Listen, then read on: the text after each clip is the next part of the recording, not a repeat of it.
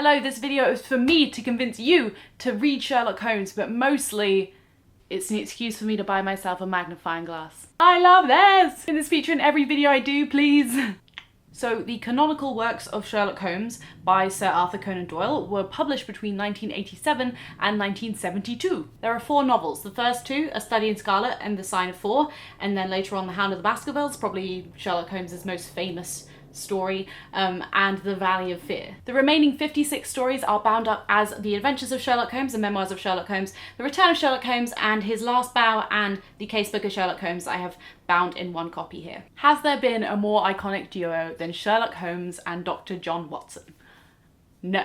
No, there hasn't. Seriously, I don't think there has been. Sherlock Holmes is an enigmatic amateur sleuth. He solves crimes by his superior intellect and skills of observation. He has done extensive studies in footprints and cigar manufacturers. He just has such a strange, disparate set of knowledge, but they're all things that are highly relevant to solving these cases. His sidekick John Watson is an ex-military doctor who lives with Sherlock, often goes along on these adventures, and he is the chronicler of the stories. So every story comes from the perspective of Dr. Watson, and he only writes down what Sherlock has shared with him up to that point in the story. So at the end of every story, there's this incredible reveal of like the strange set of circumstances that Sherlock has puzzled out, which lead to them solving the crime. Yay! I love the short stories the most. They're so varied and strange, and if you don't enjoy the ones about like cults and foreign nationals, then you might enjoy the ones about like domestic disturbances and robberies the most. They're all so fantastical and like neatly wrapped up in a little bow. Most of them are only about 30 pages long, and they're just so satisfying. Some of my favourites include The Adventure of the Blue Carbuncle, where Sherlock Holmes ends up with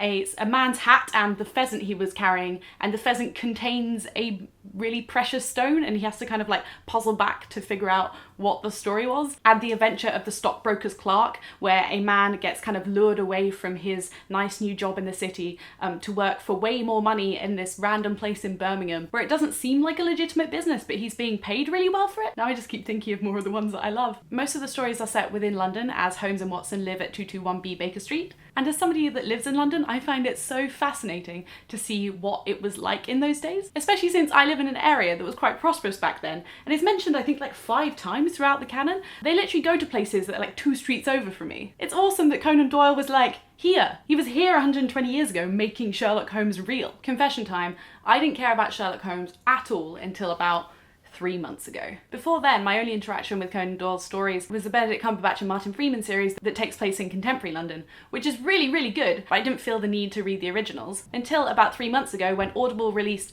the entire canon of Sherlock Holmes in audiobook form read by Stephen Fry. And it is just so, so good. It has joined the ranks of Harry Potter and Hitchhiker's Guide to the Galaxy of like audiobooks that I just have on repeat the whole time. Is that a Stephen Fry thing? It's a Stephen Fry thing. And the best thing is that they're all one book. It's like 72 hours of audiobook for 1 Audible credit. If somehow you've never done this before, you can get a free 30-day trial with Audible, which equals 1 credit. So you can listen to all of this for free. I will put a link down there for an Audible free trial. This is officially sponsored by Audible now. I'm gonna make it happen. Stephen Fry does a great job, and his introductions give you like a really good context for the books. It is just fantastic. And now I've listened to all of the stories over 2 times, and then I decided to buy all of the books, you know, for future rereads. I got these Penguin editions that have like the most gorgeous covers ever.